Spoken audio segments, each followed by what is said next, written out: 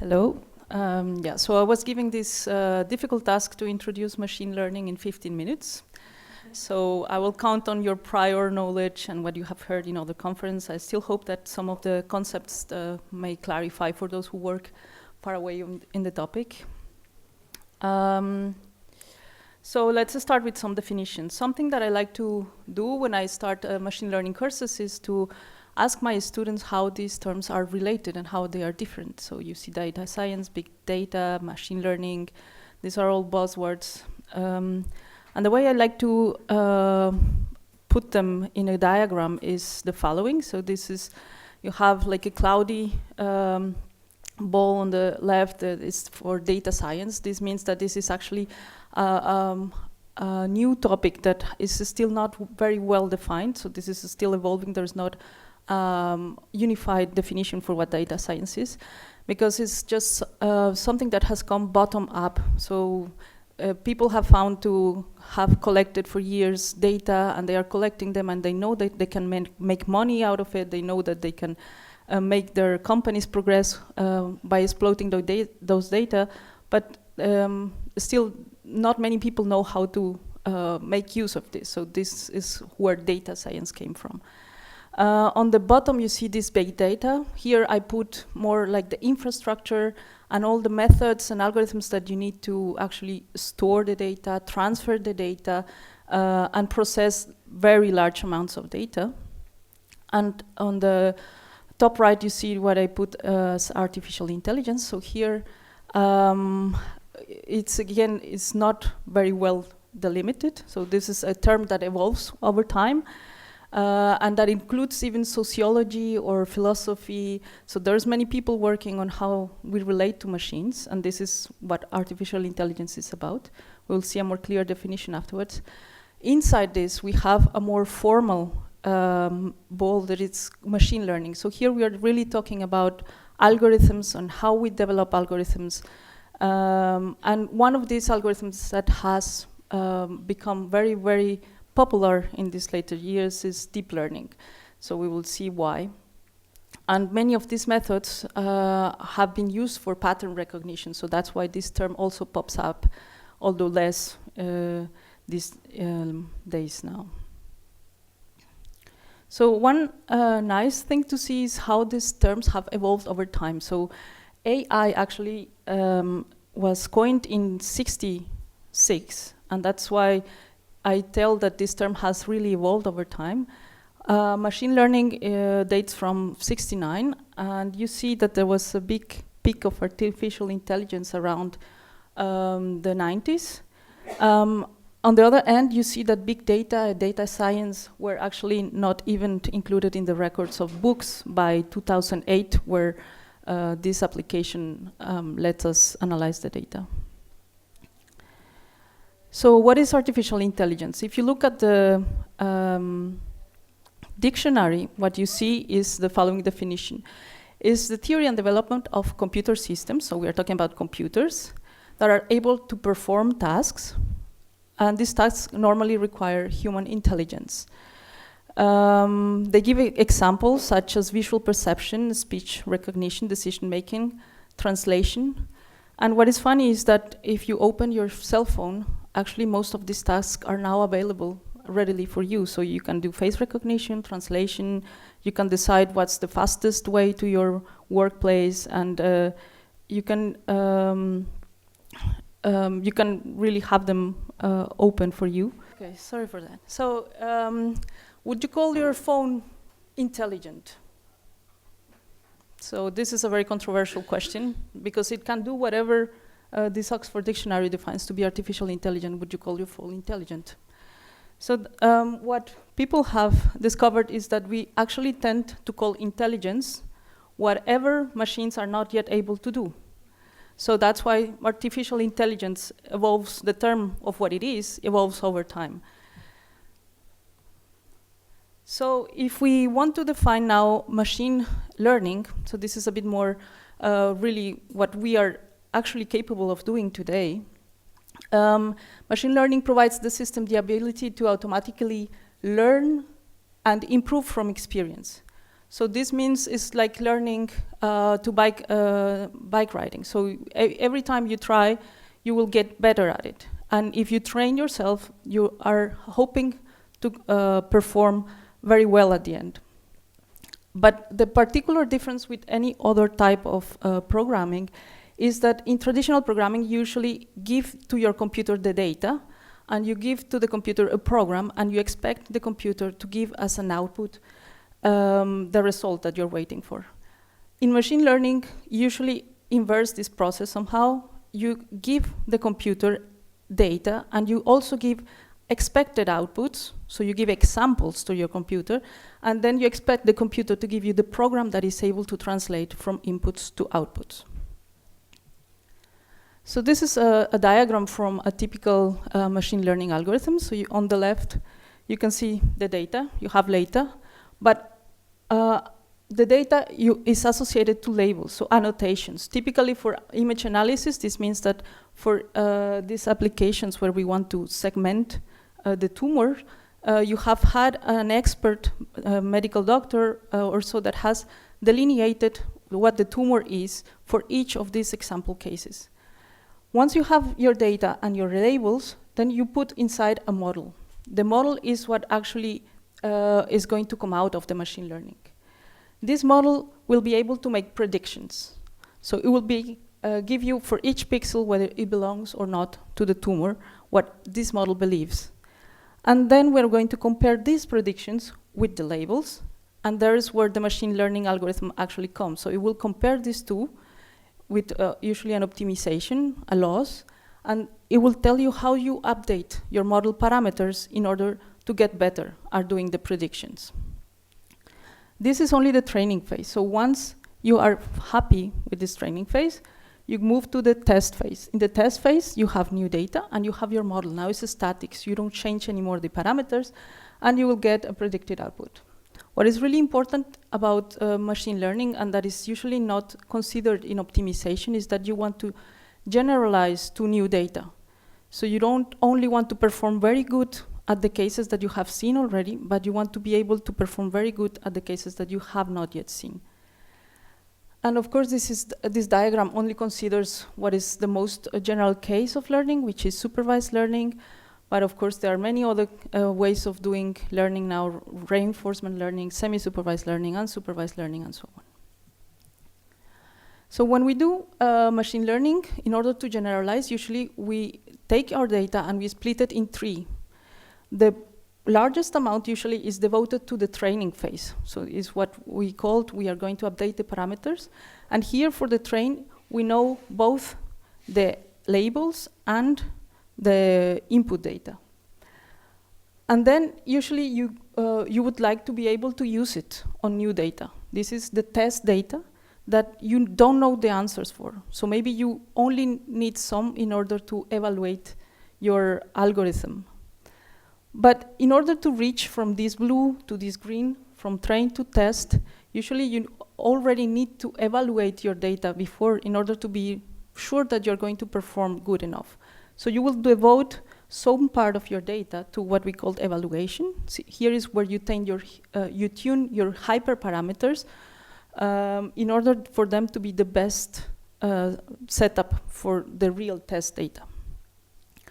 And of course, this diagram, if we consider this is the time usually the machine spends in each of the tasks, this diagram does not include collecting the data, annotating the data, or modeling. We suppose all of these are already done. So modeling, what is modeling is actually choosing this box that I showed you in the beginning.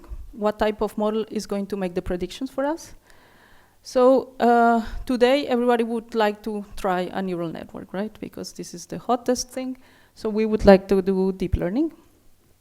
But please do consider that there have been many other communities developing very solid methods for doing predictions in various setups. So we have decision trees, we have Bayesian learning, we have genetic programs, we have super vector machines. And many of these are actually suitable enough for many of the tasks that we want to solve today. So this is a diagram I like for those who have never done machine learning in the beginning. It tells you more or less where to focus, where to go. So it tells you, for instance, I want to do learning. I have less than 50 samples. What should I do? It tells you, go and get more data. Then it tells you whether you want to do classification or regression, and if in each of the cases, which type of tools have become the most useful for solving those type of problems. But because there is this deep learning hype, I would like to let you know a bit of the history of what has changed in the latest years in order for this to become a hype. So of course there is computers and data. Before we didn't have access to all of this data and these powerful machines. But if we start with the history of the networks, we can go back to the 40s, 60s, where we invented this Perceptron. The Perceptron is really the core. It's very simple. It looks like a logistic regression for those who have used this before. We have input data, so these are measurements that you take from your data, x1, x2, x3. You associate one weight to each of these measurements. The weight, it tells you how important this measurement is for making a decision. You sum up all of these values, and then you pass them to a threshold function. So this threshold will tell you whether this neuron is active or not. And with this, you can do either regression or basically a simple linear classifier that would allow you, for instance, to separate the triangles on the left to the circles on the right. But this model, as you see, is very limited. As soon as the data start mixing with each other, then it's not anymore performant. So there was a new wave in the 80s and 90s in which we started piling up all these perceptrons. So each of these green boxes that you see here is actually one perceptron, one of those that we presented in the last slide. You still have your inputs and you still have your outputs. And when we pile them, you see that there starts to be a lot of weights appearing. So these are the model weights, the ones that we want to update.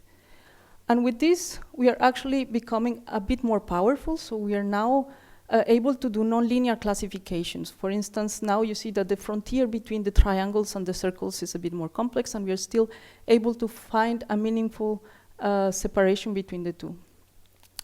So it was very popular in these days, but it ended up entering again what we call the winter, because as soon as you started trying to solve very complex models, so adding more layers, it became really difficult to train. So we didn't know how to train them. And it was only until 2006 that we started having the machines power as well as the strategies to be able to train this deep network. So we are adding more layers to our network that it became, again, being popular. So here you see that we have at least 6 layers. You see again our green balls that are the perceptron that we saw from the beginning. And for the treatment of images, what became very popular is the use of convolutional networks. And what convolutional network is just a modification of the perceptron, and in particular the way it connects. So the convolutional layers are those on pink. And you see that they are not as connected as the green ones. So they are only connected to the neighborhoods, to the neighbor networks, not with all of the networks, all of the other perceptrons. And in each layer, when you see a circle, it means that this circle is the same weights. So the same weights are replicated over the layer. So I have less weights because instead of learning every single weight in this layer, I'm going to learn it just once for a convolutional operation. So actually the principle is very similar. It's the way that we connect it and how many weights that we compute. And now we are able to train these very deep networks. What is deep is also a controversial issue. Some say 4, some say 50, so how many layers is deep is more than 4, I would say. So once we have these deep convolutional networks, we can talk about model complexity. So why has this been such a hype? Well, because we are now able to deal with very complex models. If we see how a decision tree was doing for performing the simple task of classifying these handwritten digits, you see that it arrived to an accuracy of around 84% with with around 1,000 parameters.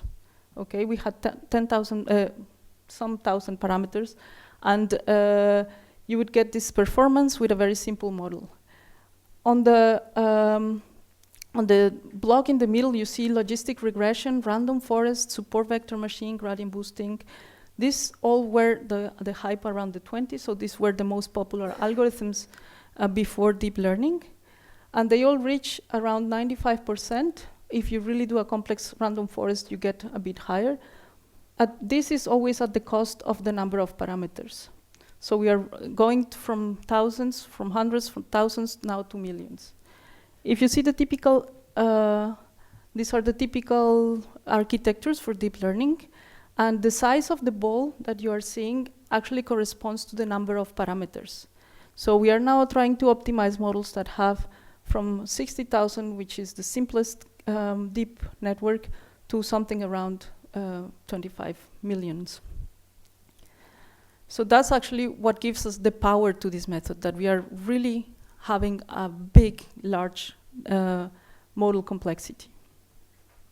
And on the other hand, something else that changed in the spectrum of image analysis is that before deep learning, we were used to separate the model in two parts. One part would be dedicated to what we call data representation. So, for instance, if you're dealing with images, you could measure features like the mean, the standard deviation, or texture features, or you could extract the Fourier transform, or you could measure different quantities.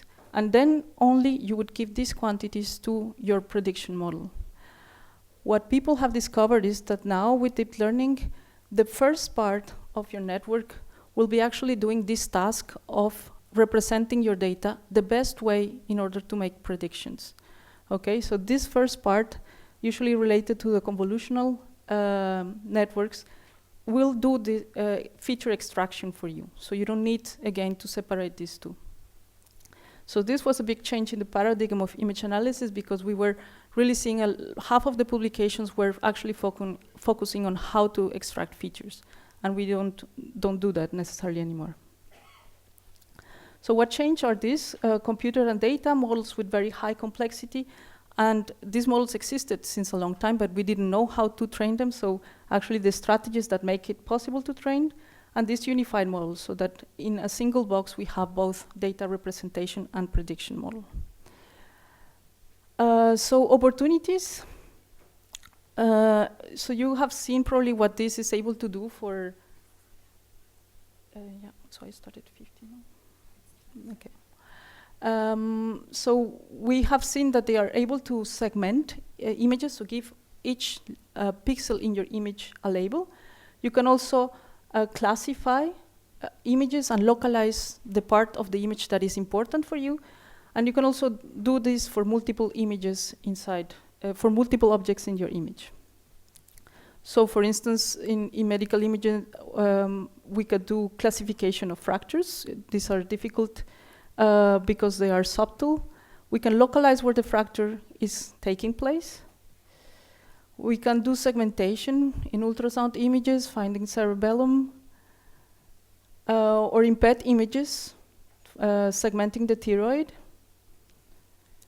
And a big boom has also started since 2015 for the GAN network, so you might heard of this later in the conference.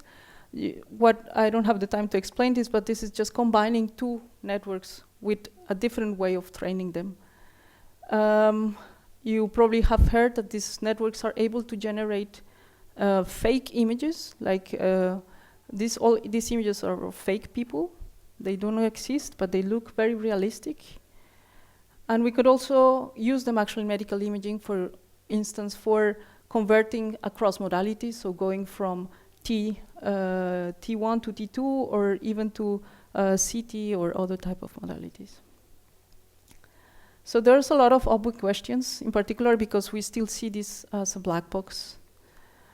And most of these questions are related on how we apply these methods to medical image datasets, because we are dealing with functional data, with 3D images, small datasets. The expert annotations are very expensive, and we usually deal with multiple data. There is, of course, the question of uncertainty. When should we trust the predictions of these methods? Should we ask for a segmentation that is clear, or should we show the frontier or where the method actually is not so certain?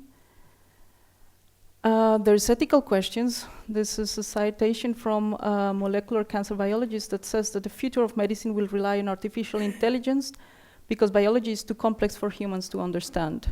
So when you think like this, you're of course capable of pushing perhaps some frontiers that are not necessarily ethically correct. And of course, there are many other open questions. Thank you.